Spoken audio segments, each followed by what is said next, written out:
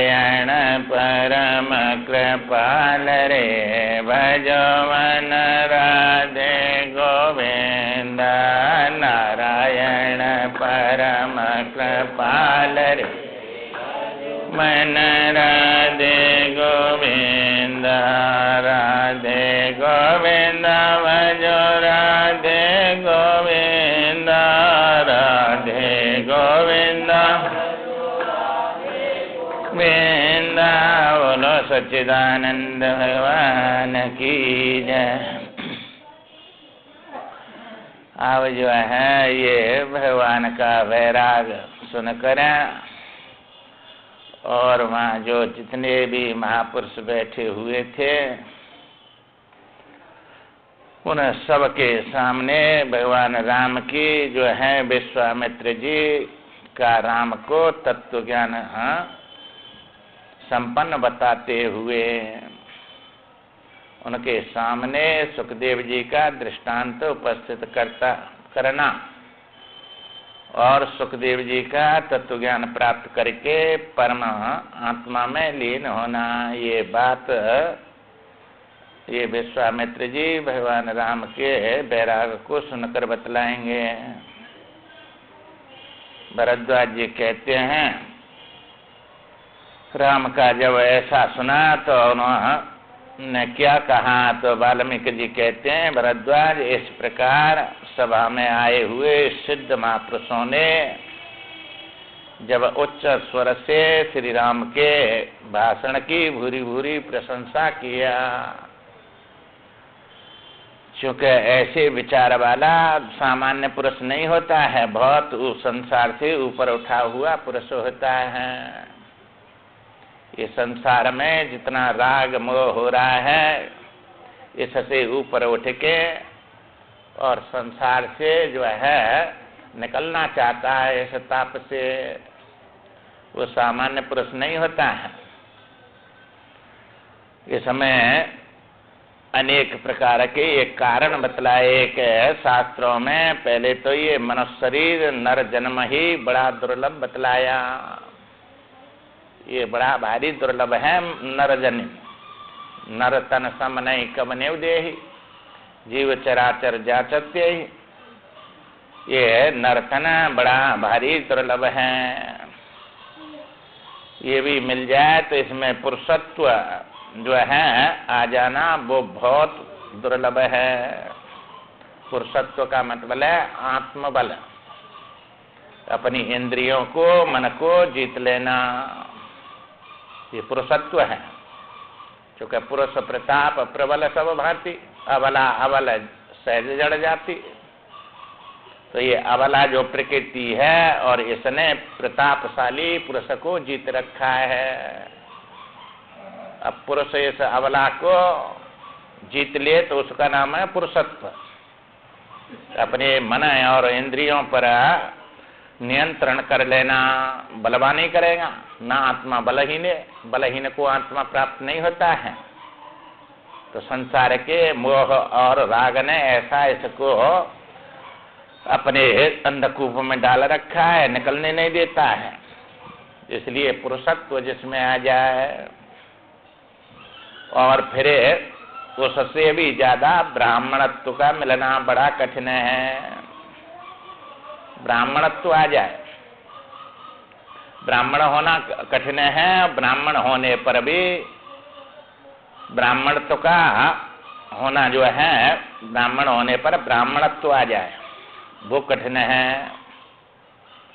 और ब्राह्मणत्व होने पर भी वैदिक धर्म का अनुगामी होना,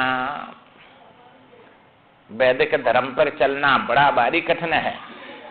ब्राह्मण भी मिल गया पुण्य से, परंतु वेद शास्त्र के या ज्ञान की तरफ नहीं चलता है। कर्म कांड में उसी में अपने ब्राह्मणत्व को समाप्त कर देता है भोग विलासों में। इसलिए जो है ब्राह्मणत्व का होना बड़ा जो है, धर्म का अनुगामी होना, धर्म मार्ग पे चलना, और ये भी सब हो जाए भगवान की कृपा से, पुण्यों से, तो विद्वता का होना और कठिन है, विद्वान हो जाना। संसार के सब विषयों से विवेक पूर्वक इनको जानकर और वह विद्या के द्वारा विद्या को नष्ट कर दे। विद्या बिना विवेक उपजाए, विद्या भी विद्वान भी हो जाए पर विवेक नहीं हो तो वो भी संसार में खाना पीना ये तो सब दे देगी परंतु मुक्ति नहीं देगी। यह सब होने पर भी आत्मा अनात्मा का विवेक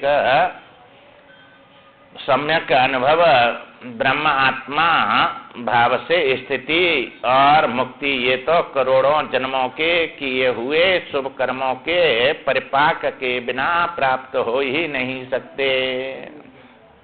करोड़ों जन्मों के पुण्य होते हैं और वे फल देना चाहते हैं, परिपाक हो गए, तब जो है उस आत्मा में स्थिति होती है, विवेक होता है सत्य का। ये कितना कठिन है, इतना कठिन न होता है तो सब इस पर चलते, सब ज्ञान प्राप्त करके मुक्त हो जाते हैं। परंतु न तो मनुष्य शरीर मिलता है, न पुरुषत्व आता है, न ब्राह्मणत्व आता है, न वैदिक धर्म पे चलता है, न विद्वता आती है और न सम्यक बोध होता है आत्मा और ब्रह्म का एक स्थिति हो जाना। ये करोड़ों जन्म के पुण्य प्राप्त होते हैं, पकते हैं, फल देना चाहते हैं, तब ऐसा होता है। ये मनुष्यत्व मुमुक्षुत्व महापुरुषों का संग ये तो दुर्लभ साज बड़े भारी भगवान की कृपा के बिना मिल ही नहीं सकते। तीन बातें हैं ये, मनसत्व आ जाए माने मन में सतोगुण आ जाए, सतोगुण में विवेक होता है, तमोगुण से अविवेक रहता है, कुछ का कुछ देखता है। अब इनके अंदर राम जी के अंदर मनसत्व आ गया, सतोगुण आ गया तो विवेक हो गया इनके अंदर। सत्य वस्तु क्या है, दुख रूप क्या है, सुख रूप क्या है। अब दुख से छूटने के लिए सबकी निंदा करिए, ये सब दुख रूप है और ये अज्ञानियों को बड़े सुख रूप दिख रहे हैं। इन्हीं में अपने जीवन को बिताता रहता है, मोह ममता में। मनसत्व नहीं है, मन में रजोगुण तमोगुण भरा है, सतोगुण नहीं आया, इसलिए उल्टा दिखता है उसको। ये तमोगुण का काला चश्मा लगा हुआ है बुद्धि पे, वैसे है विपरीत देखता है। ये जब तक कालमा नहीं जाएगी अविवेक की तब तक शुद्ध वस्तु को और अशुद्ध को देख नहीं सकता। इसलिए मनसत्व हो, मन में सतोगुण आवे, और सतोगुण तो जब ही आएगा जब भगवान का भजन करेगा, क्योंकि सतोगुण में भजन होता है भगवान का, तमोगुण में संसार का भजन होता है, भजन किए बिना तो रहता नहीं। चाहे संसार के विषयों का करे चाहे परमात्मा का करे, निर्विषय का। तो ये मनसत्व आ जाए और मोक्ष की इच्छा हो जाए, क्योंकि संसार में दुख दिखेगा तब इससे निकलना चाहेगा। सुख दिखता है तो प्राप्त करने के लिए जीवन लगाता है, ये प्राप्त हो जाए, ये प्राप्त हो जाए, ये प्राप्त हो जाए, क्योंकि सब सुख रूप दिख रहे हैं। ये जो सुख रूप सब कल्पना उठ रही हैं वे सब दुख रूप उठती हैं। फिर विवेक होने पर भवच्छुत्व नहीं रहा, इसमें मुमुक्षुत्व आ गया, मोक्ष की इच्छा। मोक्ष माने दुख से छूटने की इच्छा। ये दुख है संसार में दिखेगा तब तो इसमें से छूटने की इच्छा करेगा। सुख दिख रहा है इसलिए प्राप्त करने की इच्छा करता है, क्योंकि मनसत्व तो नहीं है। और जब मुमुक्षुत्व आएगा तो महापुरुष अपने आप बिना बुलाए आ जाएंगे, सब सिद्धगण आ गए इनके पास में घर में ही। ये सब जितने भी महापुरुष हैं सब ये बुलाए नहीं है, अपने आप आ गए। ये पुरुषत्व आ गया और मुमुक्षुत्व आ गया, मनसत्व आ गया, महापुरुषों का संग हो गया। ये दुर्लभ है और ऐसा दुर्लभ साज सुलभ कर पावा। ये दुर्लभ साज सब सुलभ करके मिल गया है इनको, क्योंकि पुण्यात्मा ईश्वर के अवतार हैं। ये जब पुण्य होते हैं तब इस मार्ग पर पुण्यात्मा ही चलता है, पापी थोड़े चलेगा।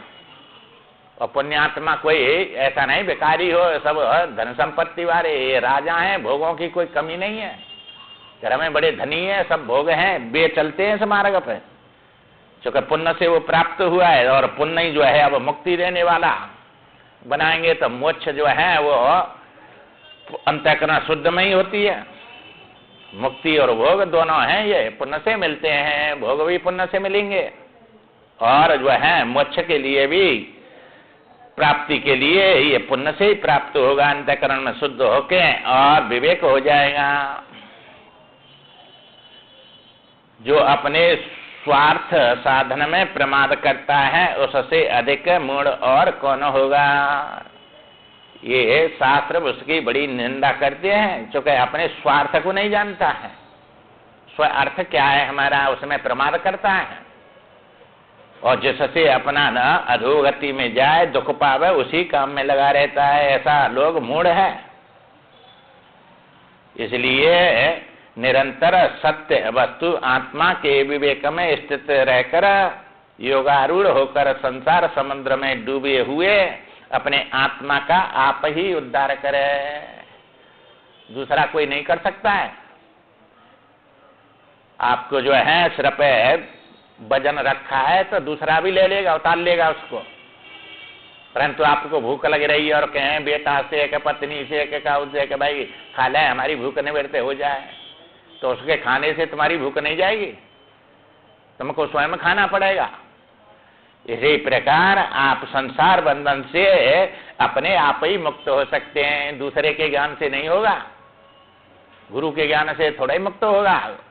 गुरु तो ज्ञान बताएगा, वो समझना अपनी बुद्धि से अपने में पड़ेगा, तब मुक्ति प्राप्त होगी। गुरु तो बताएंगे वो चंद्रमा है, उस डाली से 2 हाथ ऊपर देखे, अब गुरु की आंख से थोड़े दिखा, अपनी आंख से देखना है उसको, तब चंद्रमा का ज्ञान होगा।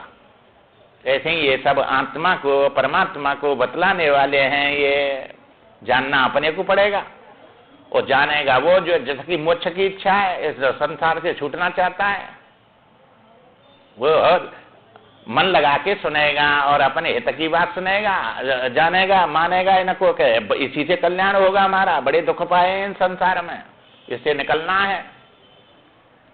मिल जाए तो भी तृप्ति नहीं होती, और नहीं मिले तो तड़फाता रहता ही है। इसलिए इसमें सुख शांति है ही नहीं।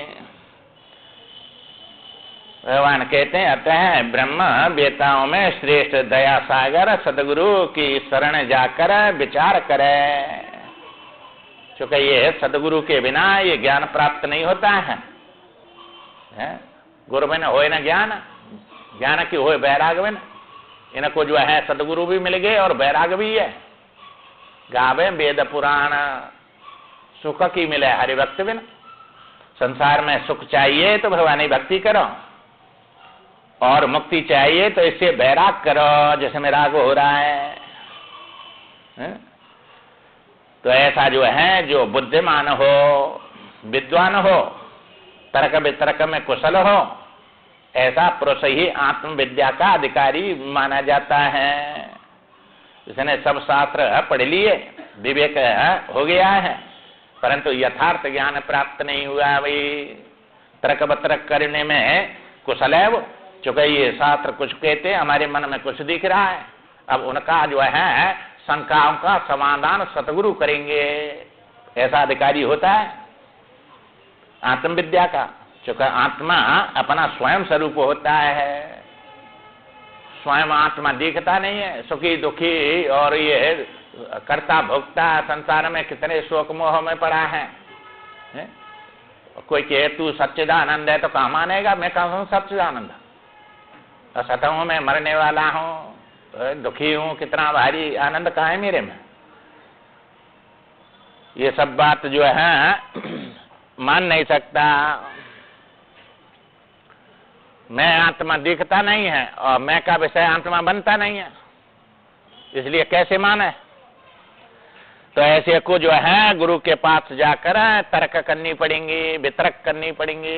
को तर्क नहीं करे, तर्क वितर्क तो करेगा तभी ज्ञान होगा, क्योंकि पूछेगा जब तक ज्ञान होगा ही नहीं। जो शंका है वे शंका बिना पूछे जाएंगी नहीं, क्या ये तो ऐसा है, ऐसा कैसे हो सकता है ये, तो भी समझ आएंगे दृष्टांत दे दे के, तब बात बैठेगी जे। बिना दृष्टांत के सिद्धांत समझ नहीं सकते, क्योंकि जो दिख रहा है इसी में से देखे सुने का ही दृष्टांत दिया जाता है। और जो दिखता नहीं है, सुना नहीं जाता है, उसको दृष्टांतों से समझना पड़ता है। ये सतगुरु ही समझा सकते हैं, दूसरा कोई नहीं समझा सकता। इसलिए वहां तर्क वितर्क करने कुशल होना चाहिए। ऐसा आत्मविद्या का अधिकारी होता है। इसमें साधन चतुष्टय बतलाए हैं, विवेक, वैराग, सठ संपत्ति और मुमुक्षुता। ये 4 साधन होंगे तब जो है ये वेदांत समझ में आता है। पहले इनको विवेक हो गया है तो दुख दुख दिख रहा है, सुख सुख दिख रहा है। सुख के लिए अब जो है या दुख के सब उनको छोड़कर और उसमें आनंद में बैठे हैं। खाना पीना, बोलना बतराना, राजपाट सब कुछ, खेलना कूदना सब समाप्त कर दिया है इन्होंने। आनंद में डूब रहे हैं। आनंद सिंधु मध्य तब वासा, बिन जाने कत मरत प्यासा। ये तो उस आनंद को जानता नहीं है, इसलिए इस संसार के विषय भोगों में जो है आनंद समझ के दौड़ता रहता है। प्यासा मर रहा है उनके लिए।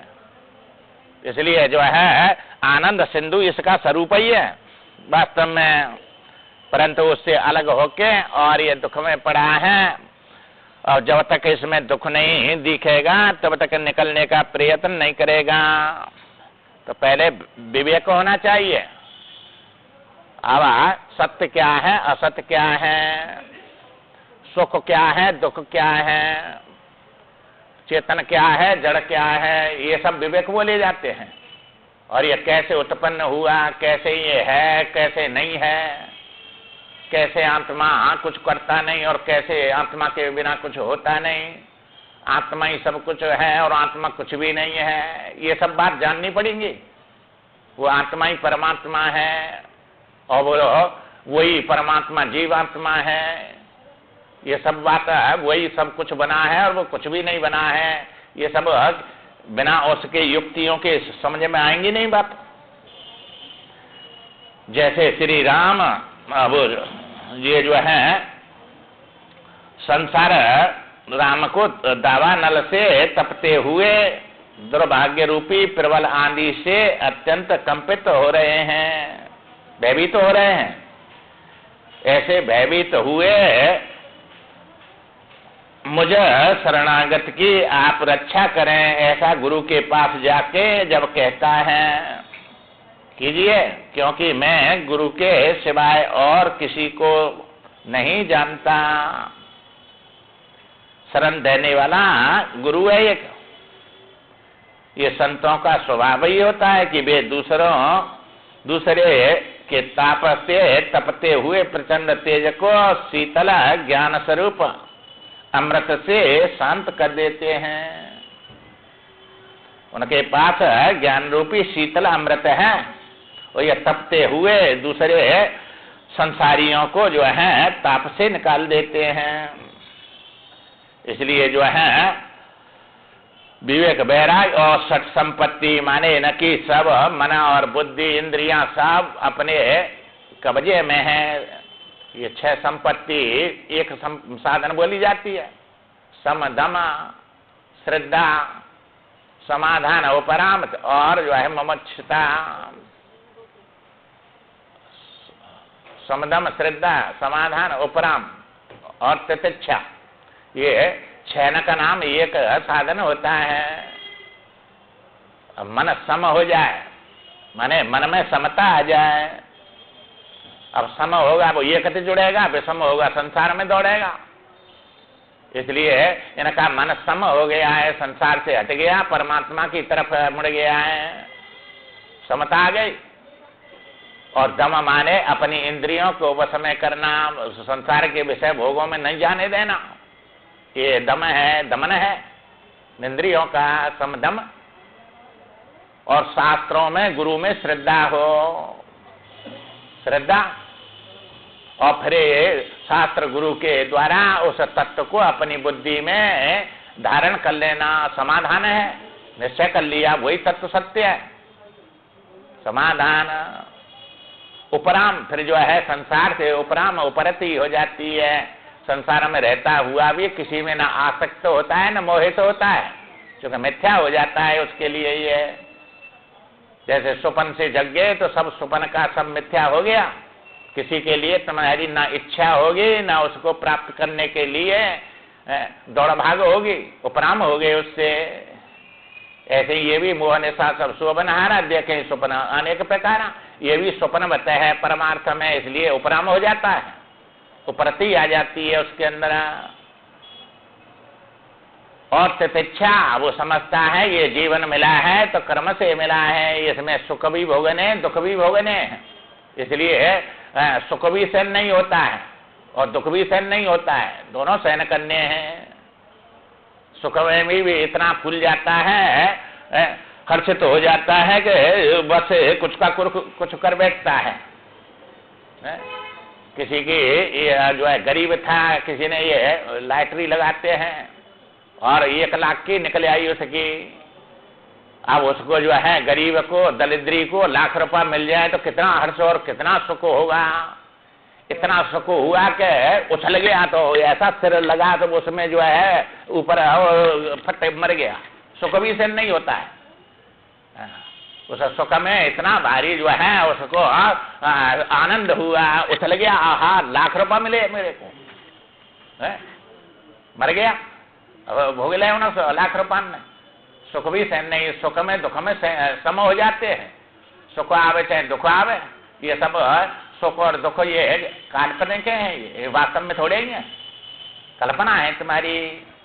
2 रोटी तो लाख रुपया मिलेगी तो भी खाएगा, पहले भी 2 रोटी भगवान दे ही रहा है, तो ऐसा फूल जाता है, वो सुख भी सहन नहीं होता है और दुख में तो तड़पते ही है सब। इसलिए सुख में दुख में तितिच्छा होनी चाहिए, तितिच्छा आती है सहन शक्ति आ जाती है उसके अंदर। ये 6 साधना जो है ये एक साधन बोला जाता है, ये विवेक वैराग सत्संपत्ति बोली जाती है, और मोक्ष की इच्छा, ये 4 साधन होते हैं, तब ये वेदांत समझ में आता है, तब अधिकारी बनता है इसका। अब गुरु के पास जाकर ऐसा तपते हुए संसार से निकलने के प्रयत्न करता है। अब गुरु जाकर गुरु के पास और प्रश्न करता है। राम जी कहते हैं, गुरुदेव ये जो बंधन क्या है और ये कैसे हुआ है बंधन, क्योंकि ये जीव बड़े बंधन में पड़ा हुआ है, मरना नहीं चाहता मरना पड़ता है, जन्म लेना नहीं चाहता जन्म लेना पड़ता है, यही तो बंधन है। ये सुख दुख भोगने पड़ते हैं, संयोग वियोग होते हैं, सब आ रहे हैं ये सब जो। इसलिए इसकी स्थिति कैसे है, क्योंकि ये बंधन दिखता नहीं है, रस्सी से बांध दे तो सब कहेंगे मैं बंध रहा हूं, पर ये मोह ममता का बंधन नहीं दिखता है।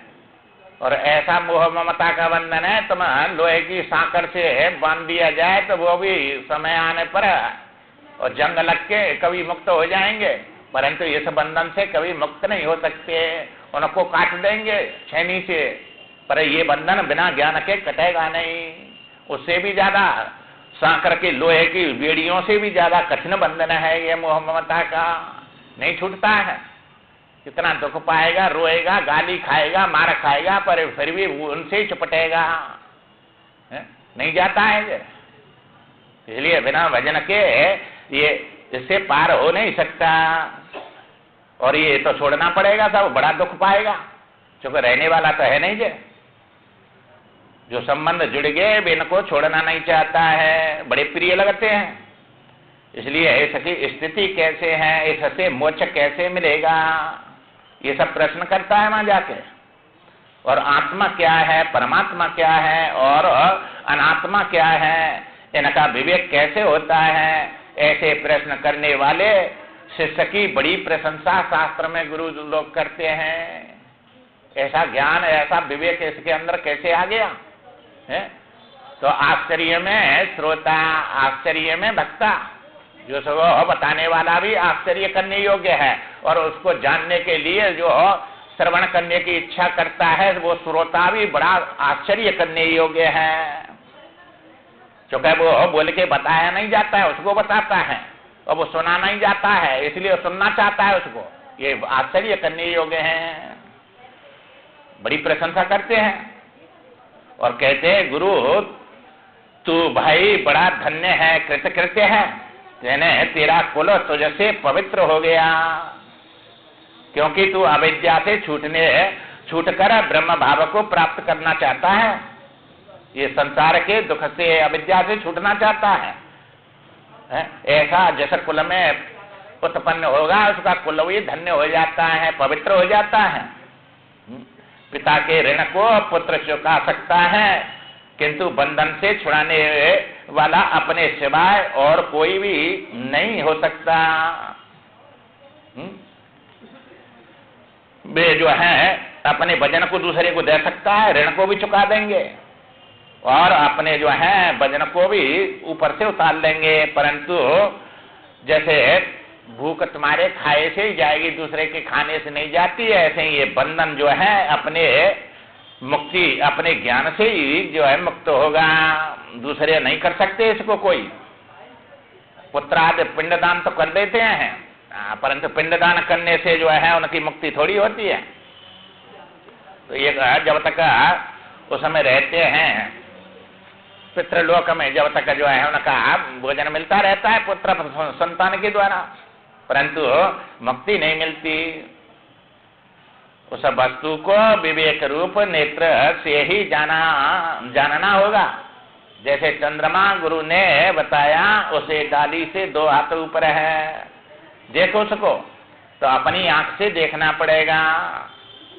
गुरु तो दिख रहा है और बता रहे हैं, परंतु देखना अपनी आंख से पड़ेगा। जब तक उसको नहीं देखेगा आंख से, तब तक चंद्रमा का ज्ञान नहीं होगा। इसी प्रकार मोक्ष न योग से, न सांख्य से, न कर्म से, न विद्या से, वह तो ब्रह्म आत्मा की एकता से ही प्राप्त होती है।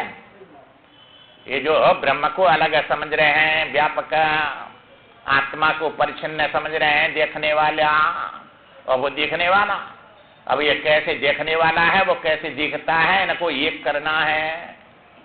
अब ये बिना गुरु के होगा नहीं, क्योंकि ये 2 नहीं है, एक ही वस्तु है। मैं जो है उस ब्रह्म से अलग नहीं हूँ, क्योंकि सच्चिदानंद रूप है वो, और मैं तो असत और जड़ और दुख रूप हूँ। तो ये कहाँ समझ में आती है बात? ये शरीर है ही नहीं, ये संसार है ही नहीं, ये बात कहाँ समझ में आती है? हलाला। तो ये सब जो है दृष्टांतों से और वो अधिकारी की समझ में आएंगी ये बात। तो ये आत्मा की एकता से ही प्राप्त होता है। गुरु द्वारा परमात्मा को नहीं जाना तो शास्त्र अध्ययन व्यर्थ है। जब परमात्मा शास्त्र अध्ययन किया, परंतु परमात्मा आत्मा को नहीं जाना, तो सब अध्ययन करना व्यर्थ ही चला गया उसका। उसमें है ये जो है खाना पीना और जय जयकार उड़ जाएंगे, पर मुक्ति थोड़ी होगी विद्वत आते। और जान लिया तो भी शास्त्र अध्ययन व्यर्थ ही हो गया, क्योंकि अब उसकी क्या जरूरत रही? ये तो शास्त्र वेद गुरु सब शिष्य सब व्यवहार में परमात्मा थोड़े ही है। परमात्मा आत्मा छोड़ के कोई दूसरी वस्तु है ही नहीं। इसलिए जो है ज्ञान रूप जो शास्त्र अध्ययन किया और अज्ञान रूप सर्प से डस लिया है, उसे डसे हुए को आत्मज्ञान के बिना वेद शास्त्र मंत्र और औषधि से क्या लाभ है? जब तक अज्ञान रूपी सर्प से डसा हुआ जो है आत्मज्ञान रूपी विवेक से संपन्न नहीं होगा, तब तक शास्त्र पढ़ के भी और ये सब योग शास्त्र साधना करके भी कोई मुक्ति नहीं प्राप्त कर सकता। ये जो है ये साक्षात अपरोक्ष ज्ञान होना चाहिए। जो तत्व है वो साक्षात अपरोक्ष होना चाहिए। चूंकि 4 प्रकार का ज्ञान होता है। प्रत्यक्ष ज्ञान, अच्छ माने इंद्रिय, जैसे आंख से तुम माया के देख रहे हैं, ये प्रत्यक्ष बोला जाता है। ऐसे परमात्मा का 4 प्रकार से दर्शन होता है। प्रत्यक्ष माने आंख के सामने आ गए, द्रौपदी के सामने प्रकट हो गए, प्रहलाद के सामने प्रकट हो गए, ये प्रत्यक्ष दर्शन है भगवान का। और मम दर्शन फल परमानुपाजीव पावन जैसे स्वरूपा। बस सगुण साकार का दर्शन हो जाए तो भी जो है या संसार से छूट जाता है, परमात्मा के लोक में जाता है। इससे तो दुख से अत्यंत तक नहीं छूटेगा तो कुछ दिन के लिए तो छूट ही जाता है, उन लोकों में चला जाता है, क्रम मुक्ति हो जाती है। और ऐसे लोग को जो है वहां जाके फिर पुण्य के द्वारा अंत में मुक्ति मिली जाती है। जिन्होंने इतना पुण्य किया कि भगवान को प्रकट कर लिया, तब ये कोई सामान्य पुरुष तो है नहीं, बड़े धर्मात्मा बड़े भक्तिशाली हैं, तो उनको परमात्मा का साक्षात जो है प्रत्यक्ष दर्शन होता है। अब दर्शन चाहे आपको स्वप्न में हो जाए चाहे जागृत में हो जाए, वो पुण्यात्मा को ही होगा। स्वप्न में भी दर्शन होता है भगवान का, भक्त को स्वप्न में भगवान के दर्शन करता है तो वहां भी जो है उसको कल्याण हो जाएगा उसका, चूंकि उसकी निष्ठा बनेगी, उसको सत्य समझता है। ये प्रत्यक्ष दर्शन बोला जाता है। और दूसरा परोक्ष, हरे व्यापक सर्वत्र समाना, ये समान रूप से सर्वत्र भगवान व्यापक है, ये परोक्ष दर्शन है। अच्छे से नहीं दिखता है पर मन से बुद्धि से जानता है शास्त्रों के द्वारा, और उसमें निष्ठा रखता है, उसको सत्य मानता है, ईश्वर है, ये परोक्ष है। और वो ईश्वर जो परमात्मा ब्रह्म है वो मेरा स्वरूप है, चूंकि कारण से कार्य अलग नहीं होता है। ब्रह्म कारण है और ये कार्य है संसार सब। अब कार्य में मैं भी जो है कार्य हूं उसका, इसलिए मैंने उस कारण को जान लिया, तो कारण से अलग मैं हूं नहीं, तो वो ब्रह्म मैं ही हूं। ये इसको अपरोक्ष कहते हैं। अपरोक्ष दर्शन हो गया, ये तीसरा हो गया, प्रत्यक्ष, परोक्ष और अपरोक्ष। अब ये तीनों ही जो है व्यवहारिक दर्शन है, ये भक्ति वाले हैं, इनमें भक्ति होती है और भक्ति से वो अपना कल्याण कर लेता है। अब आपने कौन सा दर्शन किया, प्रत्यक्ष वाला किया के परोक्ष वाला के अपरोक्ष वाला?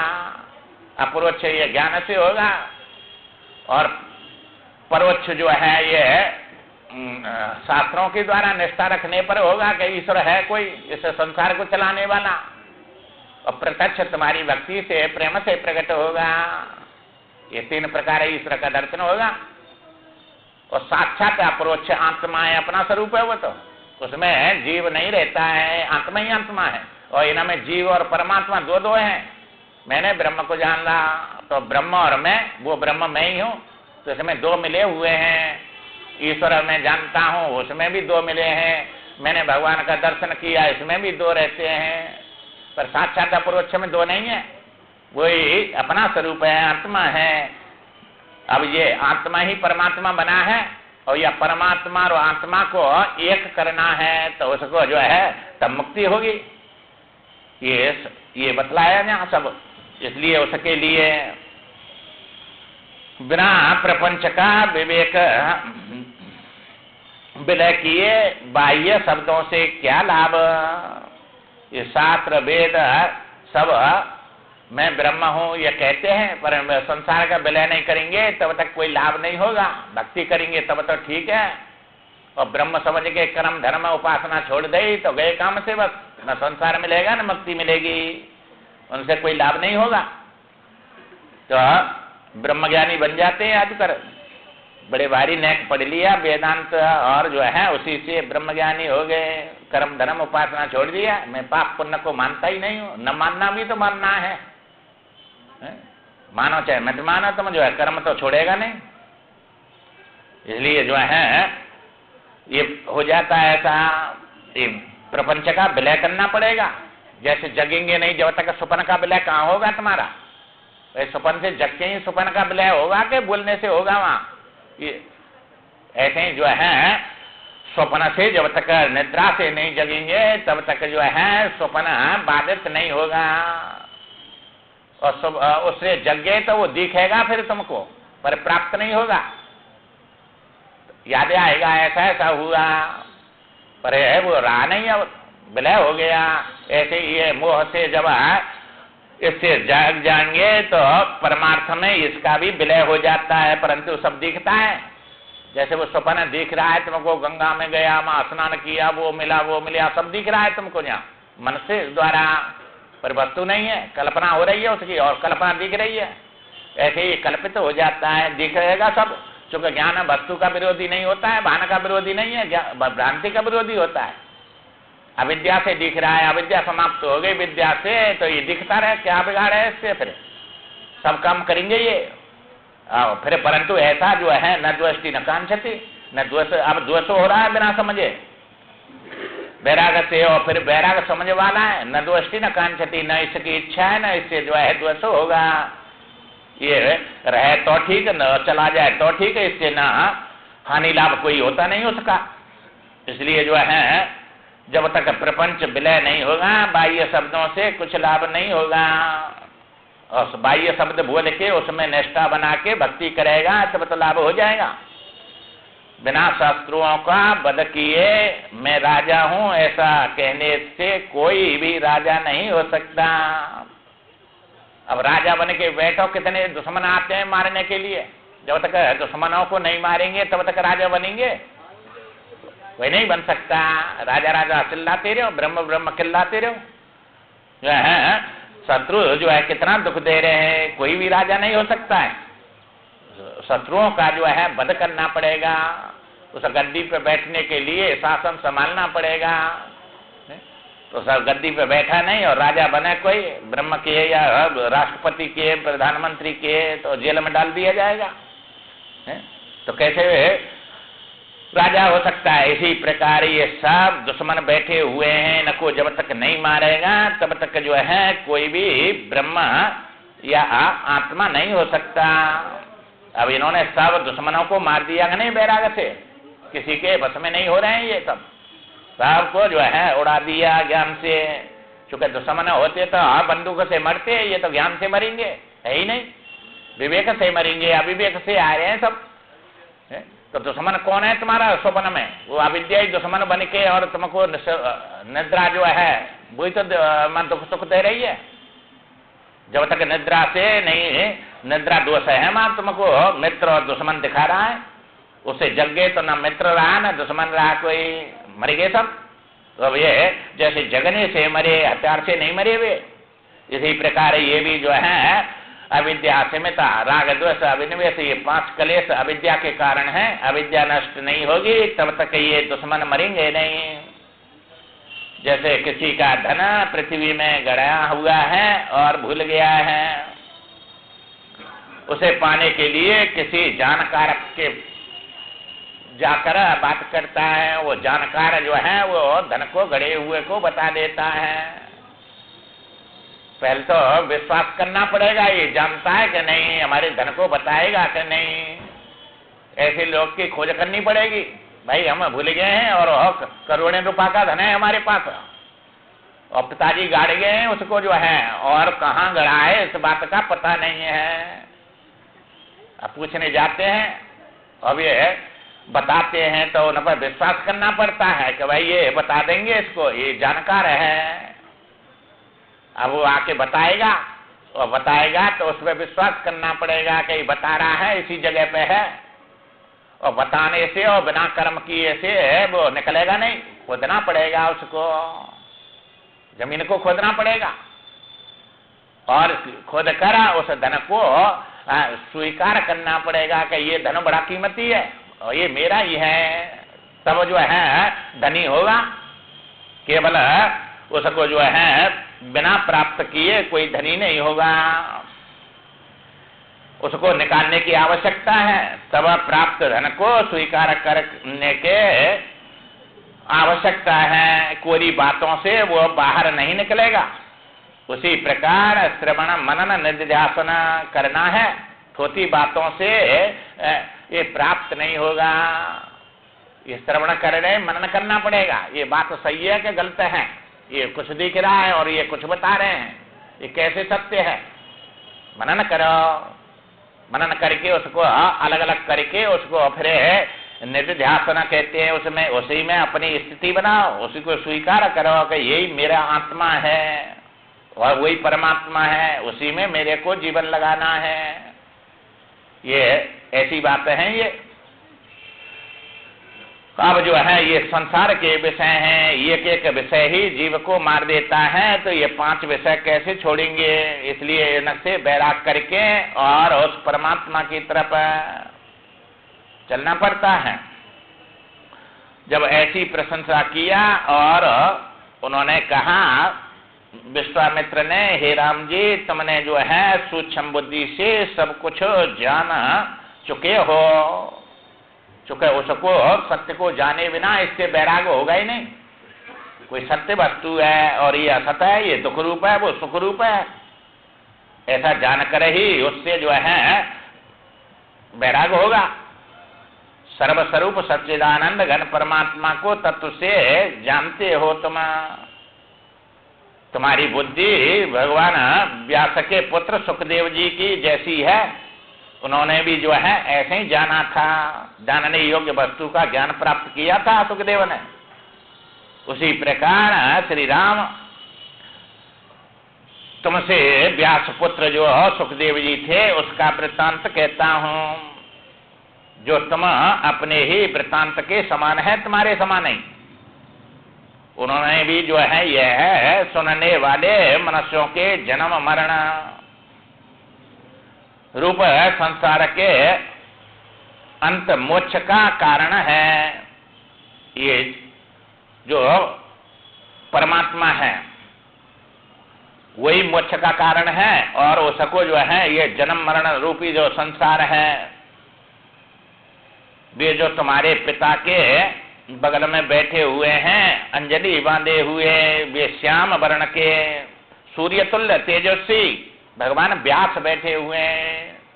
व्यास जी वहीं बैठे थे दशरथ के पास में, और उनको बता रहे हैं ये विश्वामित्र जी कि उनके पुत्र हैं सुखदेव, नाम से प्रसिद्ध हैं, और महाज्ञानी पुत्र उनके हुए सुखदेव, जिसका मुख चंद्रमा के समान बड़ा सुंदर था, तेजस्वी थे, और उन्होंने अपने विवेक से ही तपस्या करके सुखदेव ने शास्त्र के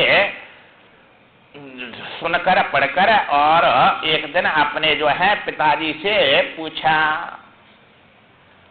विचार करने के लिए उनके पास जाकर पूछा व्यास जी से, और उनके अंदर भी तुम्हारी जैसी जिज्ञासा हृदय में उत्पन्न हुई, सुखदेव के में विवेक हुआ। और उन्होंने सुखदेव ने और उनके पास जाकर और कहा, नमस्कार करके और कहा, हे पिताजी, आप जो है प्राप्त करने की जो मेरे हृदय में यही परमार्थ वस्तु है, सच्चिदानंद है, परमात्मा है, ऐसी पूर्ण विश्वास नहीं हो रहा है। इसलिए उस परमा वस्तु को स्वतः प्राप्त हो जाने पर भी उनके मन को शांति नहीं मिली। इतना अवश्य हुआ कि उनके चित्त की चंचलता दूर हो गई, और जैसे चातक वर्षा की जलधारा के अतिरिक्त अन्य जलधाराओं से मुंह मोड़ लेता है, उसी प्रकार उनका मन अत्यंत क्षणभंगुर विषय भोगों से विरक्त हो गया सुखदेव का, तुम्हारे जैसा। परंतु जो तत्व जाना था अपने विवेक से, पुण्य से, तपस्या से, शुद्ध अंतःकरण में, उसमें निष्ठा नहीं बनी कि वही तत्व है मेरा स्वरूप, वही परमात्मा है। क्योंकि ये जो है ज्ञान जब होता है तो इसमें शंका नहीं जाती है, बिना बताए निष्ठा नहीं बनती है। इसलिए उन्होंने जाकर उनसे पूछा और कहा कि हे मुने, यह संसार रूपी आडंबर कैसे उत्पन्न हुआ है, कैसे इसकी शांति या नाश होता है, यह कितना बड़ा है और किसका है, और कब तक रहेगा ये। पुत्र के इस प्रकार पूछने पर आत्मज्ञानी मुनि व्यास ने उनसे कहा, बताते हुए बतलाया कि यह यथार्थ वस्तु एवं विशुद्ध रूप से बता दी। उनका उपदेश सुनकर और सुखदेव जी ने सोचा, ये तो मैं पहले ही जानता था, जो मैंने वह सोचा था, जाना था, वही पिताजी ने बताया है। अब पिता और पुत्र का संबंध होने से उनके वो जो है कोई महत्व नहीं दिया पिता के वचन को। व्यास जी समझ गए कि मेरा पुत्र होने से पिता भाव मानता है, दूसरे की बात मान लेगा पर माता पिता की बात नहीं मानेगा, ये तो बकते रहते हैं वैसे। और दूसरा उसी बात को कहेगा तो मान लेगा। हाँ, तो उनमें निष्ठा नहीं होती है, इसलिए जो है ऐसे ही उनकी जो है उनमें आदर नहीं किया। तब जो है समझ गए, वे बोले हे बेटा, भूतल पर जनक नाम से प्रसिद्ध एक राजा है जो जानने योग्य तत्व सच्चिदानंद परमात्मा को यथार्थ रूप से जानता है, उससे तुम्हें संपूर्ण तत्व ज्ञान प्राप्त होगा, उनके पास जाओ। अब ये बात पिताजी ने बता दिया और वहां से सुखदेव जी शिखर से उतर के और पृथ्वी पर आए और आकर मां जो है जनकपुरी में और मां पहुंचे और छड़ीदार जो थे द्वारपाल, उनसे कहा महात्मा जनक को ये सूचना दो कि ये जो है व्यास नंदन सुखदेव जी यहाँ आए हैं, आपसे मिलना चाहते हैं। अब ये बात जनक से जाकर उनके सेवकों ने जब कहा तो जनक जी ने जो है कोई उनका अभिनंदन नहीं किया और कहा कि मैं उनको बिठा और मैं सेवा करा भाई। अब 7 दिन तक जो है मैं बैठे रहे सुखदेव जी और मैं पहुंचा दिया, मिले नहीं जनक। और जनक ने देखा 7 दिन हो गए, अब 8वें दिन महलों में ले आए, कहा के महलों में जो है उनको लाओ और लाकर माँ अब बड़े महलों में रख दिया, आंगन में बैठकर। और बड़ी बड़ी जो लड़कियां थी जवान, वे सब उनकी सेवा करने लगी, परस्ती हैं, बातचीत करती हैं, उनके साथ रहती हैं और वहीं उनमें 7 दिन तक उनके साथ रहे। परंतु न तो उनके अंदर कोई जो है क्रोध आया न काम आया, चूंकि पहले 7 दिन तक हमारे और बात भी नहीं कर रहा है, न वैसा तो भाग जाता, क्रोध आ जाता। चूंकि कामना की पूर्ति नहीं होगी तो क्रोध काम ऐसा, क्रोध ऐसा रजोगुण समझ। अब रजोगुण से तो ऊपर उठ गई है, इसलिए क्रोध कैसे आएगा?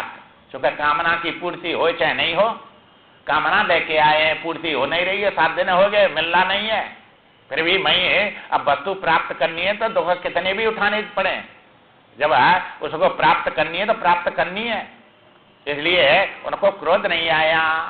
7 दिन तक मैं बैठे रहे ड्योड़ियों पे और मैं सेवा भोजन पानी पहुंचा दिया, पर जनक नहीं मिला तो क्रोध की परीक्षा हो गई। क्रोध नहीं है न के अंदर, इसलिए अधिकारी है, जनक परीक्षा ले रहा है। और फिर काम की परीक्षा लिया, लड़कियों के साथ कर दिया मां महलों में, परंतु उनके अंदर कोई विकार नहीं आया। कहा के काम नहीं है इनके अंदर, क्रोध नहीं, काम नहीं, और संसार से तो बैराग है, मुनि पुत्र है, इसलिए लोभ नहीं इनके अंदर। अब उनको जो है अपने पास बुलाया और जब जो है उन्होंने बुलाया तो मां बड़े नाच गाने हो रहे, उनको देख रहे थे और देखते हुए गद्दी पे बैठे हुए मनोरंजन हो रहा था, नाच गाने हो रहे थे। अब मांगे जनक को देखा सुखदेव जी ने और कहा पिताजी ने कहाँ पहुंचा दिया, ये तो जो है नाच गाने में लगा हुआ है, ये क्या ज्ञान देगा मेरे को। अब उनकी बात जो है समझ गए सुखदेव जी की, जो है जनक जी के इनके अंदर बस कोई श्रद्धा नहीं है, मेरी बात कैसे सुनेगा, श्रद्धावान लबते ज्ञानम।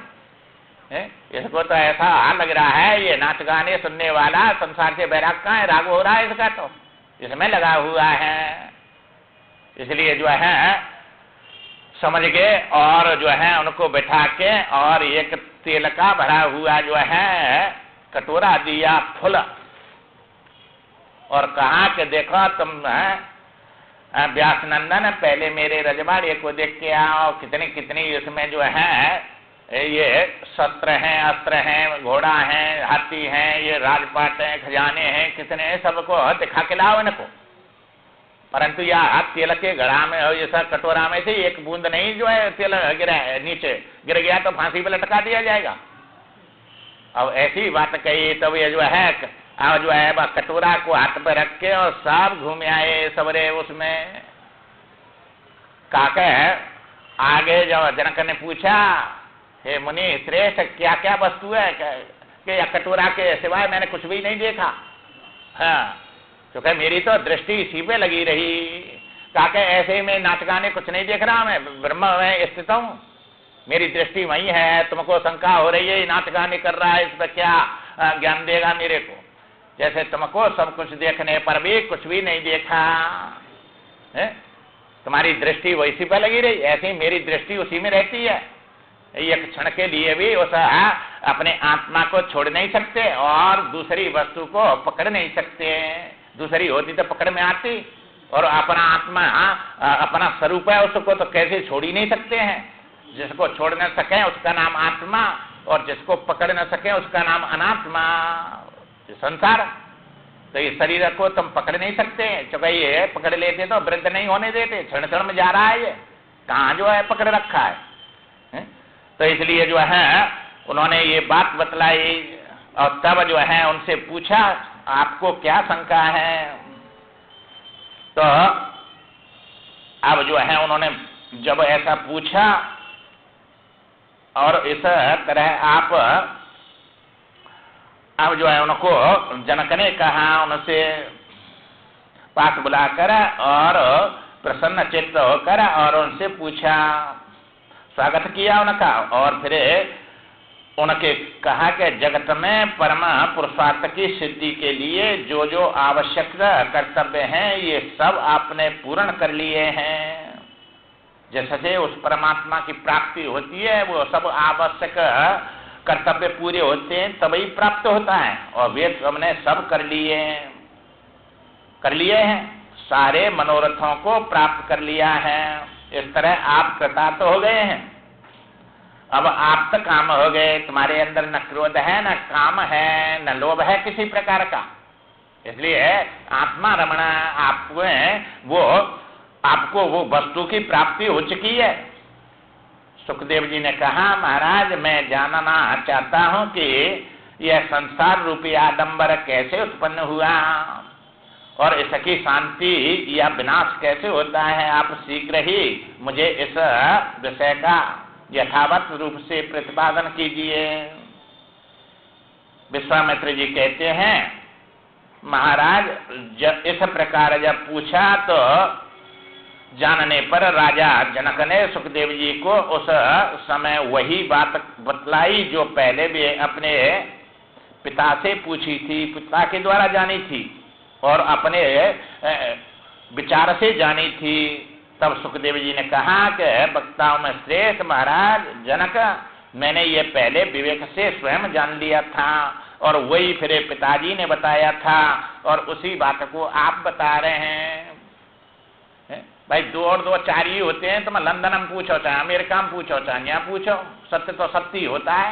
सब 4 ही बताएंगे कि 3 5 बताएगा कोई? जब बात वही सत्य है तो उसी को सब बताएंगे न? कि ये सब मन के संकल्प से उत्पन्न हुआ है, ये तुमने स्वयं भी जान लिया और इसको पिताजी ने भी बताया। वैसे मन के सिवाय और कुछ है ही नहीं, ये मन के संकल्प से ये आडंबर सब उत्पन्न हुआ है और जब तक मन है तभी तक ये दिख रहा है। सो जाते हैं, जब मन नहीं रहता तो कहाँ आएंगे? तो ये अपने वेदांत में दृष्टि सृष्टिवाद है। दृष्टि है तभी तक जो है सृष्टि है। जहां तुम्हारी दृष्टि है वही सृष्टि दिख रही है, और जहां दृष्टि नहीं है सब है अभाव हो रहा है कि नहीं? सब जो है दृष्टि सृष्टिवाद है। दृष्टि तत्काल ही सृष्टि है। दृष्टि से आगे पीछे नहीं है, न पहले है न पीछे रहती है, दृष्टि काल में ही है। तो तुम्हारे दृष्टि में ही सृष्टि है, स्वप्न का आगे पीछे है। जब तक तुम स्वप्न देख रहे हैं दृष्टि है, तभी तब का स्वप्न दिख रहा है, दृश्य है। दृष्टा से दृष्टि अलग नहीं, दृष्टि से दृश्य अलग नहीं।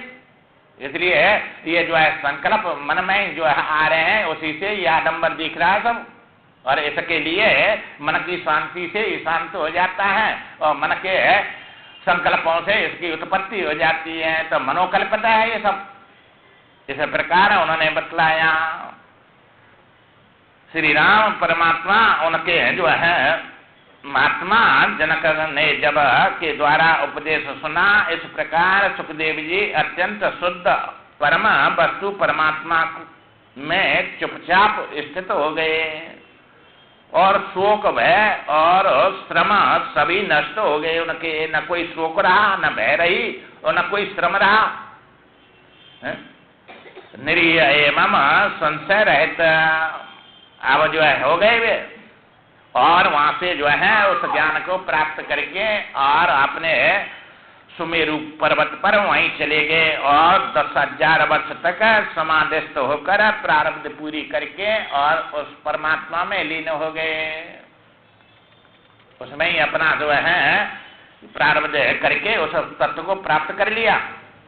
अब जो है ये बात विश्वामित्र ने भगवान राम को सुनाई और जो है विश्वामित्र जी का वशिष्ठ जी से श्री राम को उपदेश देने के लिए अनुरोध करना और वशिष्ठ जी का उसे स्वीकार कर लेना, ये बात